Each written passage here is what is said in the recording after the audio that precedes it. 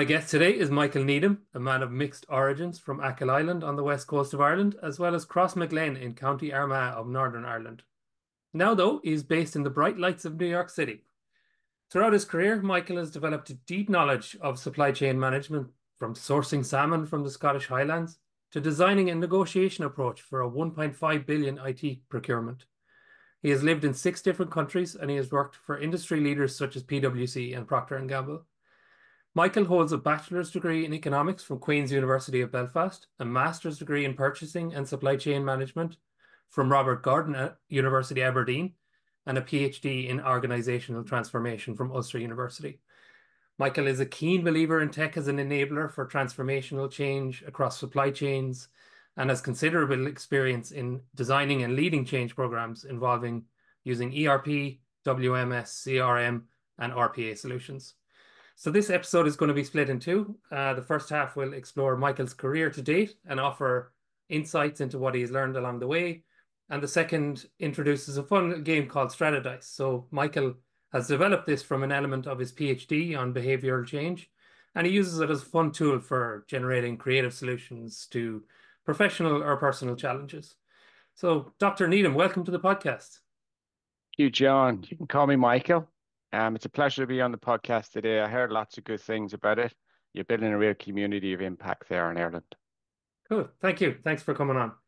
So I'll start off with an easy one, and this is the one I asked for all of my listeners. We keep track of the books that are recommended, and just you've said that you're an avid reader, so I'm just wondering what books have had the biggest impact on your life that you could recommend. Yeah, books are a great source of knowledge and inspiration. Read lots over the years, and it sort of evolves as your career evolves. You get different interests along the way. Um, when mentioned this to me last week, two jumped to mind straight off the bat, and the first one was a guy called Viktor Frankl, and it's called Man's Search for Meaning. And what the backstory in that there is, he was in a concentration camp during World War II, a Jewish man. And the book talks about his positive mindset when he was going through the depths of despair.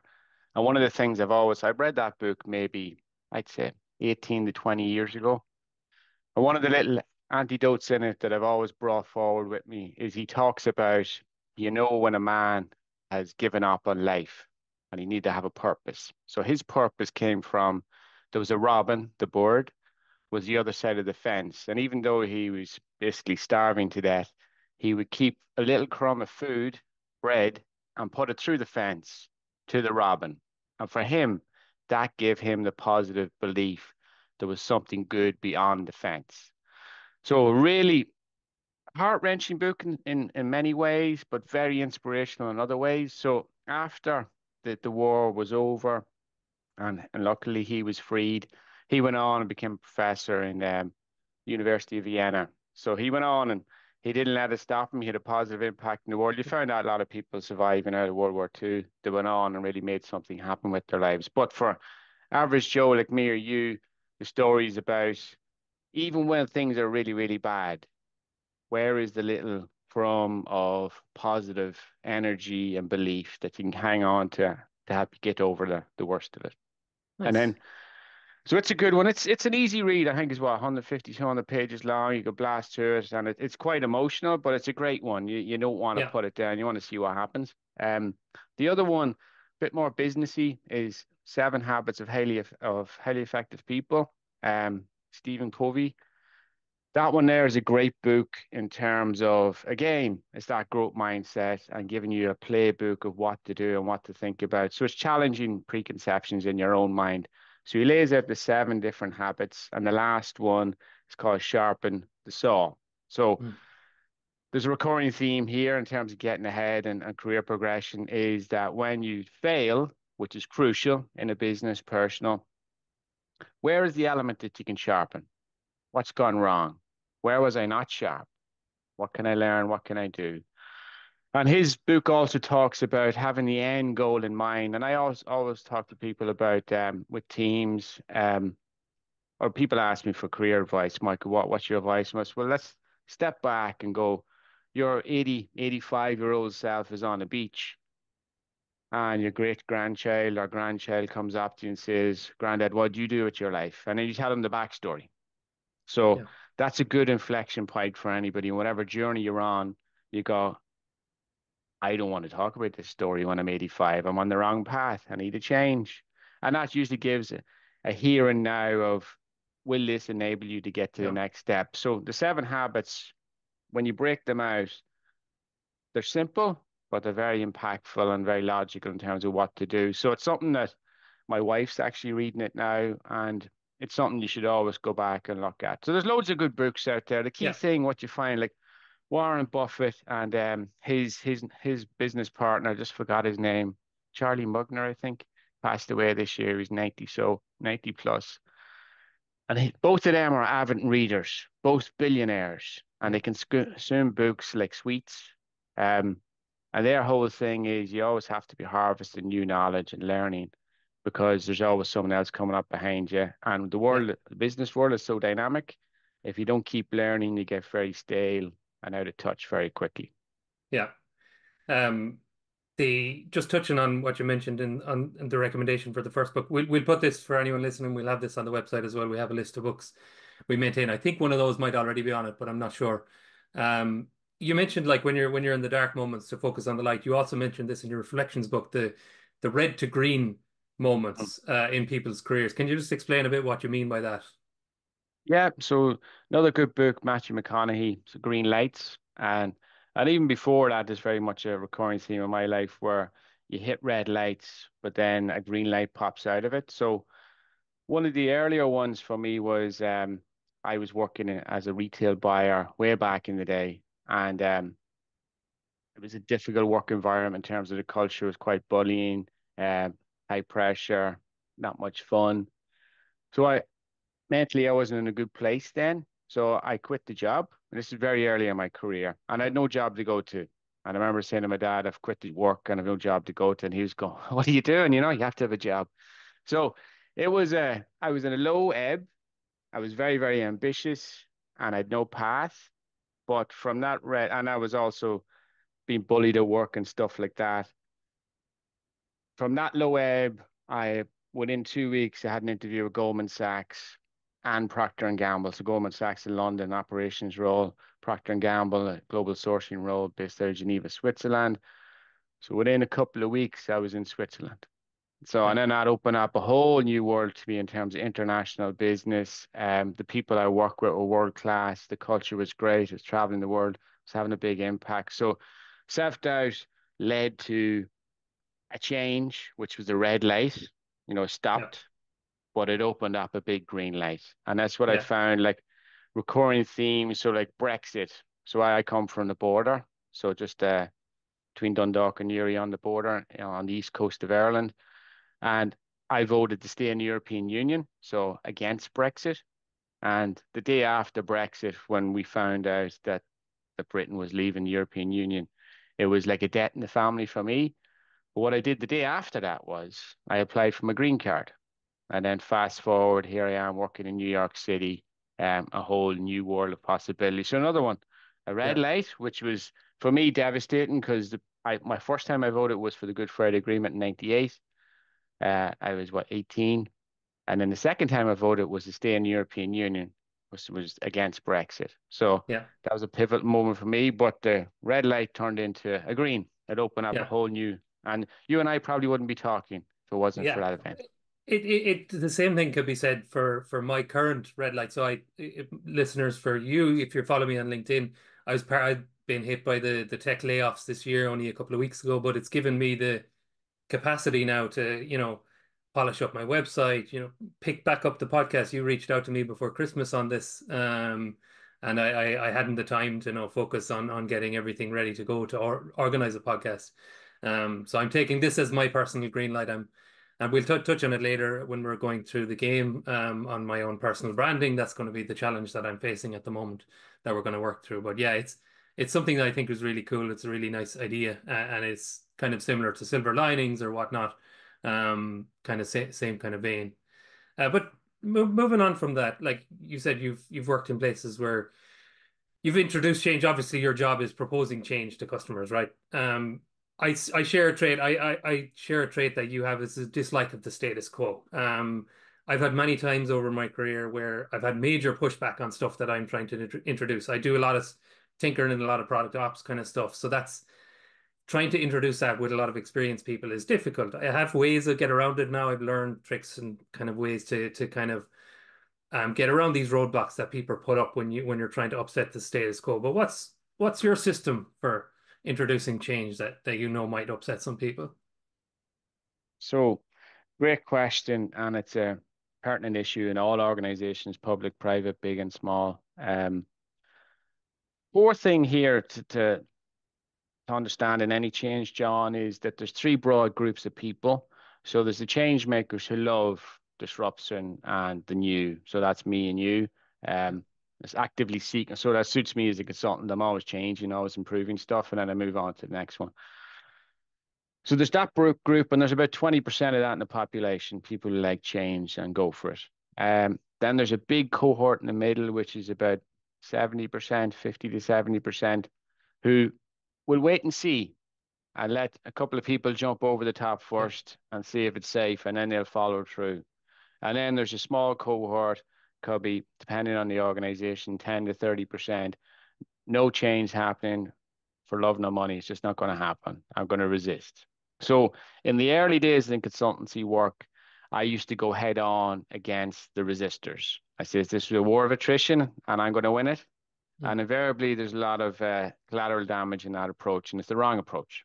yeah, So when you approach change in an organization, the strategy I found that works best is you go in, you understand the culture, the people, the behaviors, and you identify who has that hunger or fire in the belly to adapt change. So this is an interesting one in that in an organization, it might not necessarily be the senior person who wants it. There could be younger people there who don't have a big role or status yet, mm, but they have the DNA of wanting to change. So what I've found is you find them people, they become the sort of um, workhorses of the change program because they believe in it and have the hunger to do it. And what happens at the back end of change programs is these people are cultivated and coached along the way, and they take the ball and run with it. And when the programs are over, I have a consistent record of these people getting promoted because they're yeah, seen as the doers. So it's early days, I would have confronted the resistor. And now it's no, identify and contain and find the change maker and build that capability up and yeah, belief in them to deliver for themselves. So there's that one part of it. So it's find out who is the change maker who wants to make this happen. And that's your internal energy who supports you through the process. On the other side of this here is in terms of the change management is not easy, but it's being in touch with what actually happens in the business. So in the consultancy world, there can be this disconnect where people are always fearful of consultants because they bring change. So there's yeah, always that change is coming, and we also have a reputation. It's cost cutting. People are going to lose jobs, and I suppose 99% of my projects aren't that. There's other ways of being efficient and optimize a business, be strategic about it. That's sort of like the last resort, which never really should happen. You should deploy or figure out a better way to grow the business out of it.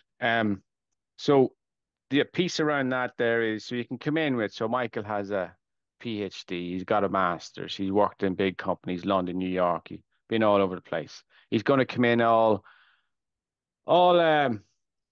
he'll know all the answers and he won't listen to us. So that's mm, the wrong approach. So what I find works, and over the years, is you just say there was a tech business with a call center and there's a lot of customer complaints. I'd I'd go in and say, okay, give me a headset, onboard me on the customer complaint desk, and I go in and they look around at me and go, what's this guy doing? And I take the complaints and I'll make a mess of it. But I understand the process yeah, at the ground level, and the staff there will look at me and go, he actually sat with us. I'm going to tell him what's really happening. So you get that knowledge that the senior leadership don't necessarily always have. Similarly, in a warehouse operation, I go into the warehouse and do a pick. So a pick is where you pick the stock off the shelf and build a pallet up for dispatch to the customer. And people in the warehouse usually at the lower end of the organizational hierarchy, and they're always shocked to see.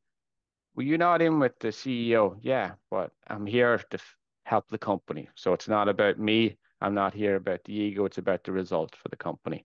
So then whenever you do get into the change program, go, the problem is this and the answer is this. And the senior guys would go, that'll never work. Well, it will work because I've seen this, this, and this part's the challenge, and we're going to fix that on the floor. And then all of a sudden there's buy-in. And what you want to do with change programs, early days, I did a lot of public sector ones, and it was always, Michael, that's your program. And I was going, it's not my program. And when I leave here, you guys have to make this stick and make it sustainable.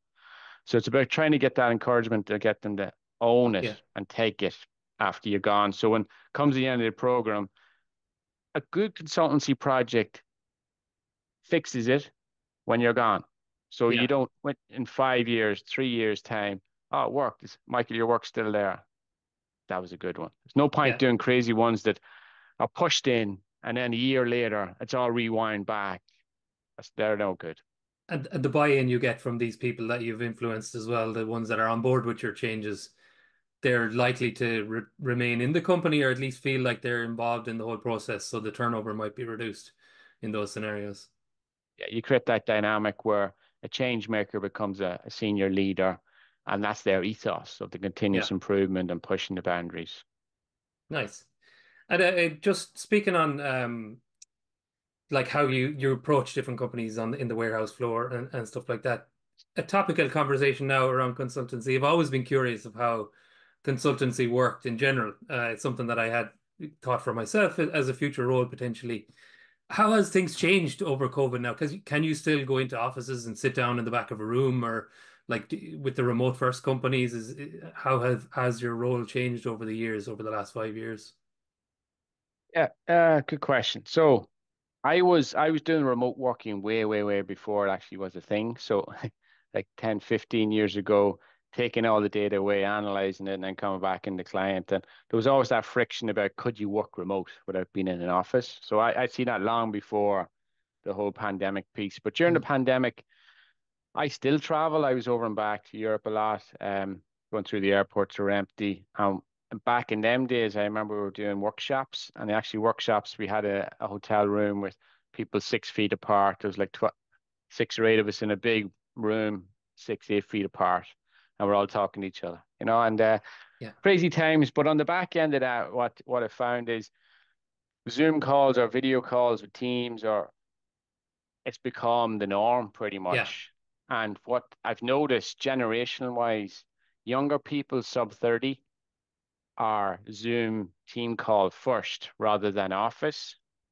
Someone like me, it's still very much, I'm very analytical. I like to get the data and work in the process and think through my way through it. But you cannot beat, as I say, pressing the flesh, meeting somebody for a cup of coffee, having a meal, walking around. So you need that hybrid piece, the mm, flexibility, but younger people especially needs to engage with people and chat to them.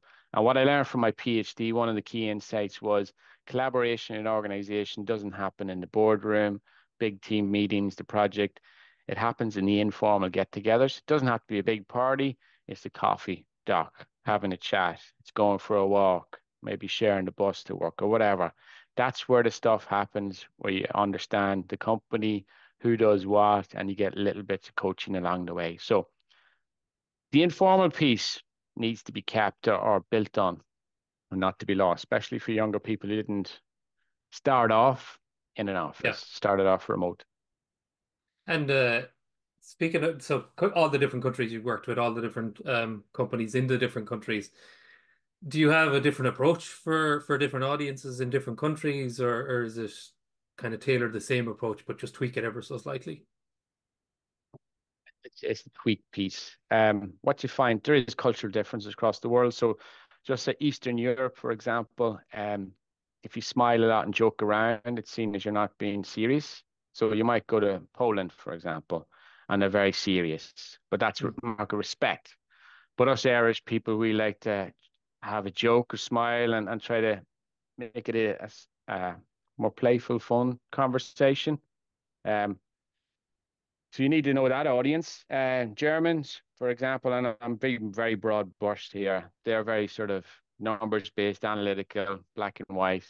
And then in America, which is a big cultural shift from Europe, it's very much it's about the big sale and very positive approach, but you need to discount what's actually realistic when you're in the US versus say if you're dealing with a German business. But in saying all that there, what I found over time is that people are people no matter where you go. So if you deal with a Chinese person from China, American, German, British, Irish, once you break past that initial barrier of it's about work and start talking about normal stuff, people are generally quite similar across the world.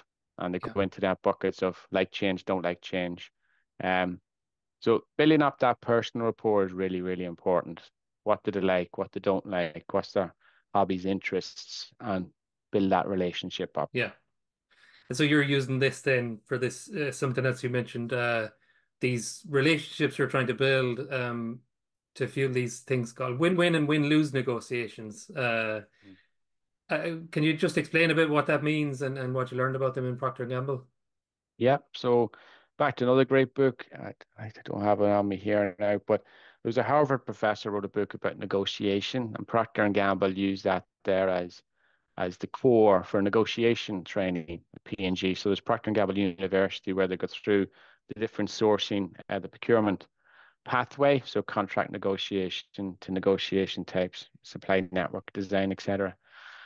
So they brought in and put a heavy emphasis early on how to negotiate. And so there's two broad negotiation approaches. There's sort of the win-lose, which is more like price negotiation. So Wall Street, trading, short term, there's no relationship after tomorrow. It's just about the price right now. Um, Trading markets like oil, commodities is all like that. And then there's the continuum negotiation, which is the win-win. But one thing with the win-win is your win can be bigger than their win.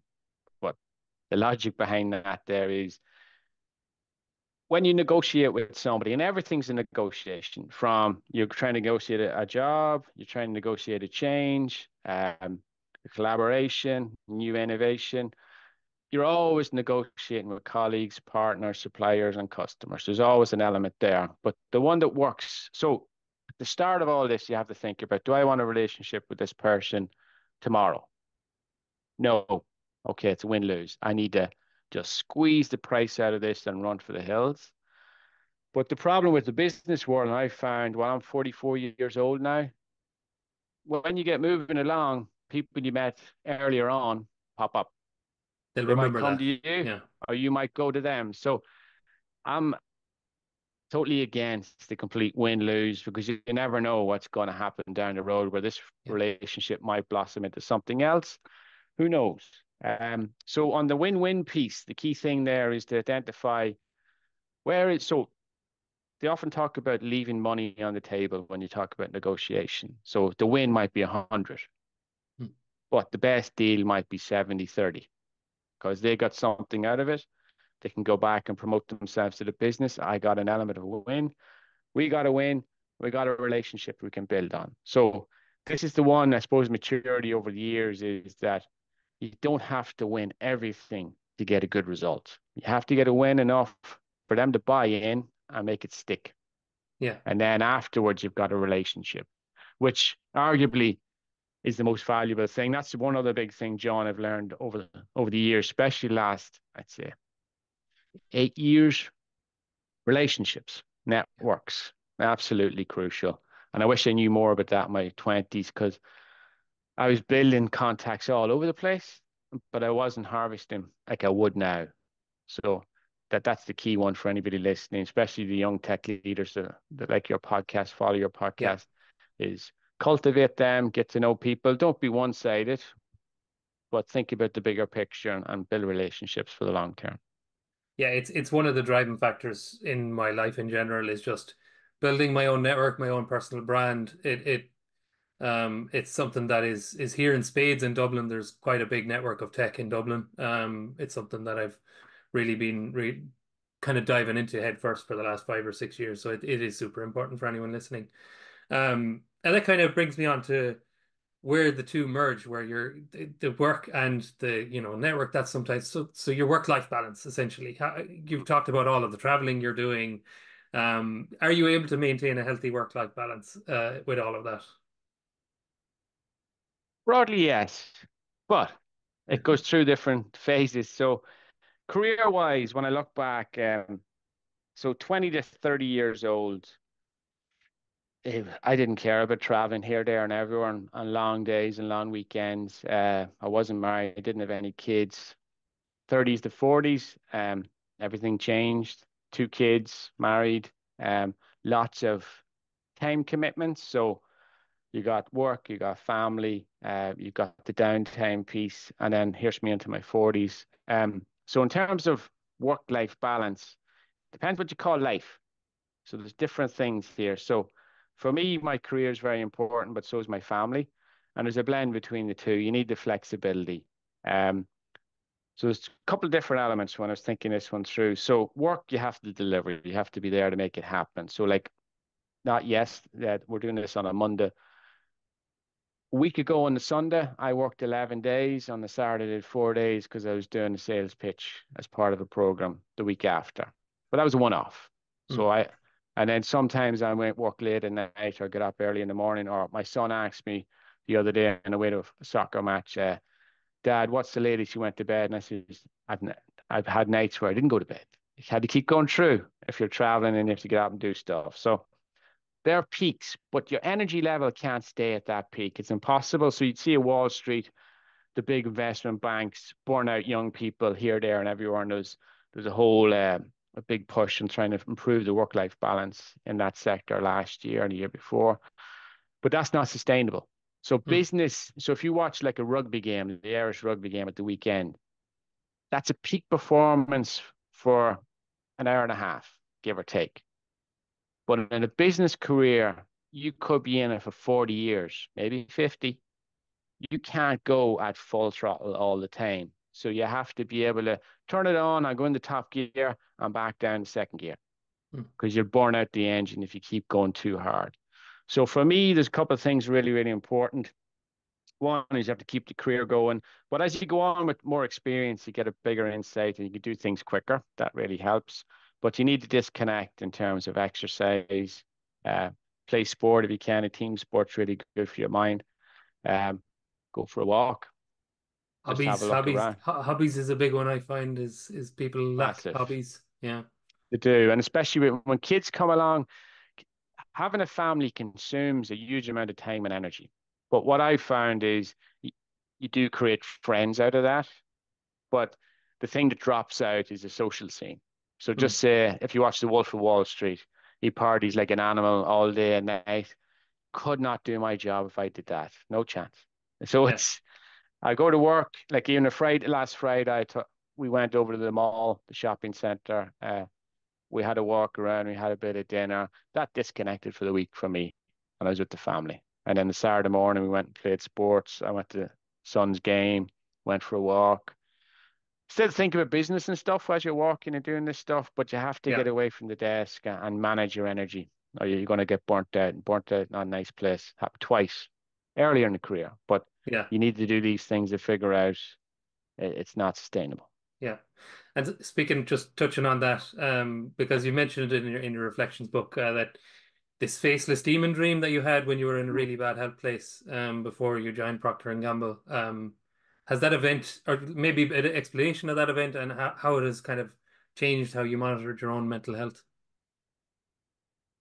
Most part of that one there was there's a plethora of different issues mixed into that one. One was the work environment wasn't good in terms of culture. Um, but another part of it was on me in terms of unrealistic expectations of career progression. So back then, it was the first big job after my master's degree. I came in, I was managing the warehouse on my own, and then they bought out another company, and then I had five people reporting to me. I was managing three warehouses across the UK, keeping availability up.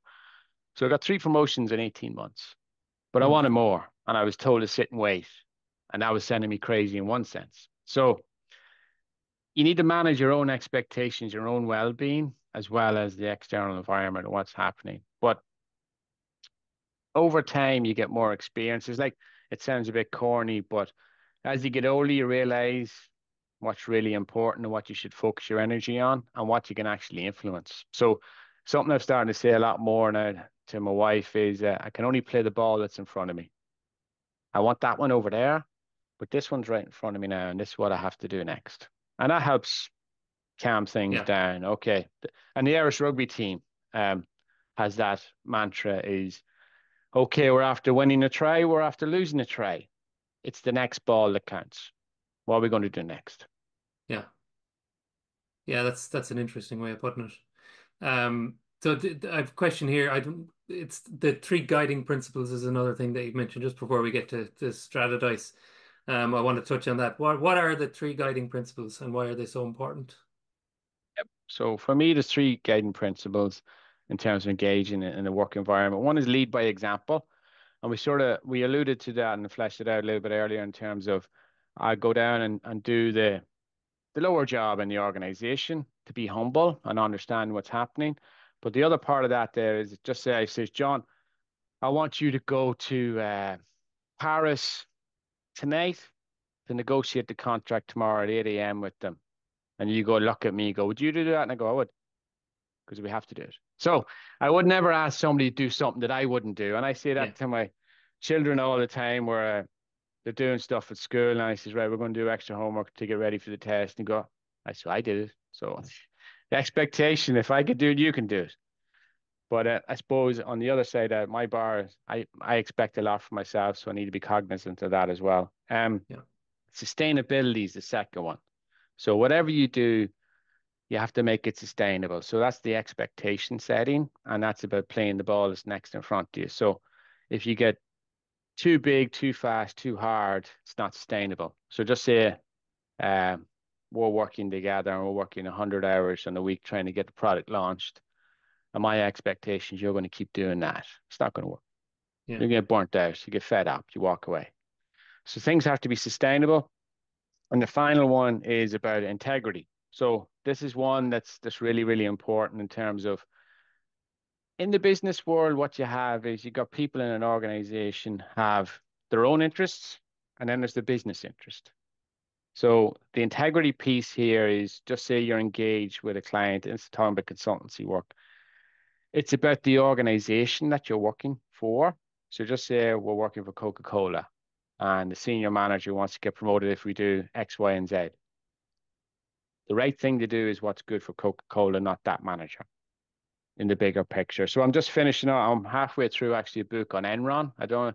You probably don't know about Enron, do you, John? big recollection of it. Yeah. So Enron was an energy trading company based in Texas. And it's a fantastic book. That's a good one. The smartest guys in the room, I think it is. It's Oh, over I've there heard of that somewhere. one. I've heard that one before. Yeah. But what you find in that one there is, so this company was an energy trading business, and their auditors were getting paid fees. Arthur Anderson, who went bust as part of all of this, they weren't necessarily doing what the highest integrity or sustainable solutions. They were doing whatever would guarantee the fees to keep paying. And the investment banks were giving them the derivative trading and the structures to help them keep doing that because they were getting fees on the deals in the back end. So the policemen, the auditors, which is the big one, and the banks were getting fees in other parts of the business. So they weren't necessarily having high integrity to make sure that this is a sustainable solution. And it all blew up in the end, and there was collateral damage all over the place. Yeah. So, Yeah, it's important. So speaking on, we'll move on to our second part here, but just a bit of a get a bit of background to Strata Dice and where it came from. So if I have it correct, this will be your third startup. What have you learned from the first two times that you're carrying into this? yep. So, first one was a telematics startup around 2008. Supply chain telematics, which is ubiquitous now. It's everywhere. It's basically using data from your vehicle and then optimize that with route planning and fuel efficiency. Um, that first one failed because it was a new technology and it was a new market. Two of the big sins. So the ones that usually win are the fast followers, not the one who breaks the market completely. Timing wise, terrible. So back in Ireland, we had the banking collapse. It was a global one. Yeah, So funding, investment, and then I look at other companies now and I read the business pages. Companies go 10, 20 years with no revenue or profitability, but to get funded. So it was a different environment, and it was a bad environment for starting up. But the right idea, wrong timing. Um, the one after that was, I call it the Care Hub. It was like a patient communication app for caregiving. So my son was born with a rare illness, and he's fine now. But in the early days, the system was disastrous. It was paper-based, communication was terrible, and we could only communicate with the doctors with pictures on my phone of labels of medication and changes along the way. So what I did was I pitched Enterprise Ireland and got half the funding to create my own app to be a centralized care hub. So a closed network of caregivers for that person where they share the information and all be on the same page. So it's basically a patient care record, but a closed network for family and friends, people who care about that person. So got that up. I needed it. And then the problem in Ireland, so we were based in Ireland at the time, was the two big customers, north of the border in Northern Ireland, part of the United Kingdom, NHS, south of the border, the Republic of Ireland, the HSE, two big public sector bodies which are horrendously slow to change. And this was extremely innovative. Yeah. So, like, even it's only tail end of last year, I was watching the BBC News, and in I think it's Belfast in Northern Ireland, they're starting to digitize student patient records. So Yeah. that's 10 years after that idea. They're only starting this. So we talked about resistors to change. So the one with the money, no chance of they adapting new technology and disrupting the business model. So that was that one. And then this one, so Stratadice is like a side hustle. So my main day job is strategic supply chain consultancy work. And I love using interactive games for engagement. So there's loads of them out there that make thought provoking and sort of adding that fun element to engagement, but it fleshes out that people's willingness to interact. So from my PhD, I looked at organizations implementing change programs across locations. So you're in Dublin, I'm in New York, we'd have a colleague, say, in Sydney. You change something in Dublin. Because we're one organization, we want that to happen in New York and Sydney, but it doesn't. So Hmm. I looked at different organizations implementing change across locations, and I created a framework of individual factors, organizational factors, and actual locational factors. So it's big, like a big diagnostic of what's right or wrong in an organization. So I've been experimenting for years. It's become a hobby now at this stage where different elements of my PhD, I'm trying to so it's really deep and heavy, the PhD, and there's Yeah. lots in it. So I've been taking bites off it, trying to, how do I make this sort of fun and interactive to spread the knowledge around and get engagement on it? So the behavioral element piece I've pulled out, and I've looked at what are the barriers that stop people from implementing change to themselves or their organization. And I've gamified using dice. You start from a barrier, which is personally you or your I can team. actually I can actually Oh, share. So I have this set up here. I can share the dice. I have them okay. here. So for John it. anyone Yeah. who's listening, this will be on the YouTube channel if you want to see it. The link will be in the show notes. So there we'll have them there. Oh, so I'll talk quickly through the journey here. So we start with a red barrier dice, and the idea with that there is you roll the dice and you challenge yourself in terms of what are my barriers. So that one there's got aimless drift on it. Am I drifting along? Am I being the victim? What's happening? So you roll that there and it fleshes out, and that one there is self-doubt. You question yourself. So this is a problem with people's careers and teams where they just keep doing. They're very busy and they don't actually stop and go, are we continuously doing the wrong thing? Are we actually thinking about where we're going? So that challenges that conversation is what is my barriers? What's my inherent barriers to progression or improvement? Then what you do is you come up with a number of barriers and then you look for a quick win. So anything with improvement needs to be sustainable with your interest. So what you find with change programs that don't work, personal or organizations. So into January. So we're in February now. So in January, lots of people would go crazy on the gyms, but not sustainable business model. I'm going to go to the gym 6 days a week and work out 2 hours every day. I'm going to cut out all candies, sweets, beer, wine, everything's out. Not sustainable at all. Mhm. So The quick win there would be I'm going to walk 3 days a week for 30 minutes and I'm going to cut back a treat until Friday or Saturday. Okay, we do that. And the research shows psychologically, 6 weeks you need to create a habit. So if you keep that and go and walking for 30 minutes 3 times a week, and I'm doing the treats the weekend for 6 weeks, I've got the habit. I Yeah. look forward to my walk. And then you go to the next stage. So the next stage is about you start from big issues, you pick small one you can get a win on, and then you come up with a strategy around that one. And that one there, the light bulbs are brainstorming solutions. Then with the next stage is you roll in a big change. So you look at your barriers and just say, you lack belief in yourself. You come up with a strategy around that with that dice. And then the final dice, the purple one, is about sustaining your impact, making change stick. So we talked about that earlier on. It's no point doing a change that doesn't last. How do you make it stick together and make it sustainable? So the idea with the dice journey is it's random, but it opens up a huge amount of possibilities of problems with solutions which are Yeah. personal to you. So it becomes an improvement pathway for the team. So in a team environment, the way it's played is just say a team has an issue, just say on-time deliveries are late all the time. Customers are complaining. Okay, guys, let's get together as a team. Let's roll the barrier. Where have we been lazy? Well, after 4 o'clock, we don't process orders. Okay, roll it again. Where have we been drifting? Well, we got the computer problem, which duplicates records every morning. But hey, that's a big argument with IT. There's lots of stuff. And then where's the quick win? Okay, the quick win is okay, we'll work to 4:30 every day, clear some of the back order. Okay, small improvement, little bit of improvement.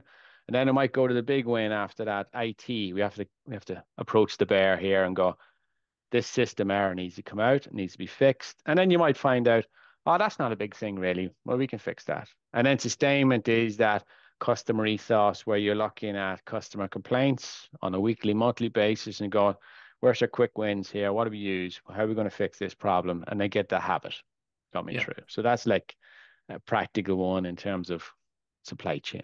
Yeah. So for the purpose of our podcast today, we're going to go through one of my problems, and we're Okay. going to use these dice to try and fix my problem. So, as I said earlier, I'm out of work at the moment, so I'm going to try and build my personal brand a little bit more. I have a website, I have blogs and stuff like that that I've been working on over the last while. So I have the content, but my problem is getting it out there. I struggle with the social media side of things. You know, my problem is that I'm too much of a perfectionist. I don't know. Just getting my stuff onto the various different social medias, I find quite difficult. So I've the content, but don't have the drive to post it, basically. So that this is the problem we're going to work through today. So first, I'm going to go back here so people can see the red ones. So we're going to start on the red one, right? Yep. We're going to start with the barriers to success. So I rolled it the first time. That's the dunce hat, Okay. sorry, lack of knowledge. Okay, Lack I of roll it again. knowledge. Yep. So second time we got the aimless drift, and then the third time we got lazy. Okay. So, which one? So, what do I do here? I pick the one that resonates the most with me. So look, just before we do that, let's flesh it out. So the idea with the dice is it's not this definitive answer where I roll it, and I did this guy on Wall Street once, big high professional guy, really successful. He rolled it and goes, "What's the answer? Give me the answer now." And I said, "Well, that's not. It's a creativity tool. It's supposed to open up your mind." So you roll the first one there, and there was a lack of knowledge. So Yeah. back to your sort of exam question is about building your profile essentially. So where do you lack knowledge? Where I would have which one of these social medias has the most impact on what I'm trying to do, potentially, So then the question back to that, impact on what? on getting what I'm building out there, getting my content out to the world so people can absorb it, Not about the basically. content. Well, what's the goal? A personal brand, getting my brand out there so people can understand what I'm delivering. So to building awareness of you as a great dad and a husband, or is it as an expert in IT, or is it a community leader? What is it? In say user experience. So my kind of shtick at the moment is user experience, be it building UIs or in efficiencies in like product ops or delivering software. So that's the kind of circle. The central thought is the user experience aspect. Okay, so that was a lack of knowledge. One, then aimless drift. Um, what have you been doing? Well, what? Explain the drift. So this one doesn't really resonate as much. Like something that I tackled on myself is I'm doing this weekly tip thing on LinkedIn or on Medium where I just stuff that I have used as like quick fixes for my own work and my own personal life. I'm kind of sharing those in a blog format. So I think they're a nice way of doing it. So aimless drift, I can't think of any examples of that at the moment. So if you think back to what you're trying to impact, what metric would show you have an impact? What I'd be leaning towards like resharing of my content to other forms of social media, people sharing what I've come up with as stuff that they found useful. Okay, so we'll hold on to that one. We'll come back to that one. So Yeah. the laziness piece, right? Does that resonate? It, I it, know it your was reaction when was when you went, it was when I was working. I used that as the excuse to say, okay, I've only a couple hours in the evening after the sun goes to bed. Do I really want to spend that my only free time on writing blogs or writing articles? That definitely roots in laziness there for sure. okay, so we could spend a long time discussing, and so the good way to play is you can play it rapidly, and then other ways you can play it and then think about it. So tomorrow morning you'll wake up and you go, well, there is actually an example of that. I actually thought about it. So you roll the next dice. So go for your Yeah, blue one. It's for your quick fix. this is the proactive. So so pick one of your barriers and what's your next step? Just step one. So this is back to playing the ball that's right in front of you. Laziness. Laziness. Yeah, So laziness. what's your So next I step? I I am tackling that at currently. I've updated the website this morning. Some of my show notes on the past podcasts are broken, so I need to fix those. I think I'm actively trying to be less lazy on this scene. Um, but maybe I've been thinking about using the chat GPT to one of those new GPTs to see how they Yeah, work yeah, in terms of, link backs to my previous content. That's something I don't have anywhere. I'm poor at that. So potentially yeah. that's one way of doing it. So that could be way one quick step. So let's do the next one. The so gain momentum on your big issue. So we go clock, timeout.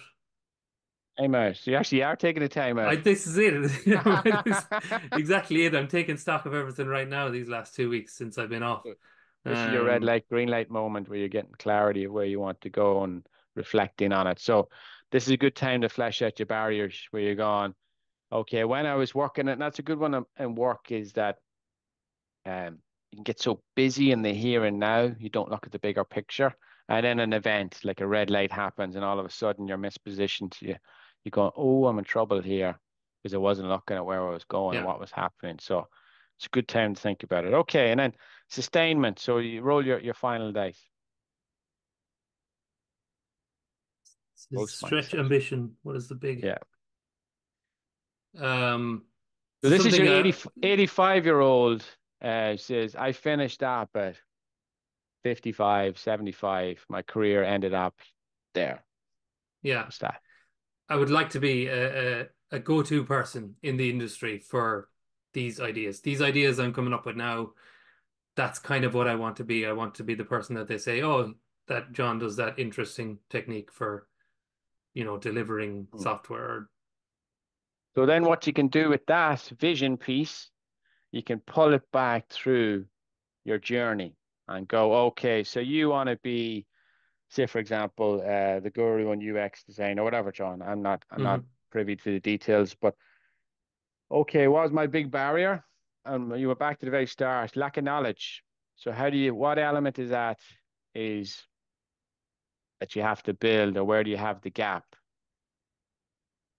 What people, yeah. So something that I learned in like my previous role was what areas I should focus on, what ones are actually going to drive the impact for user experience that people actually need the most.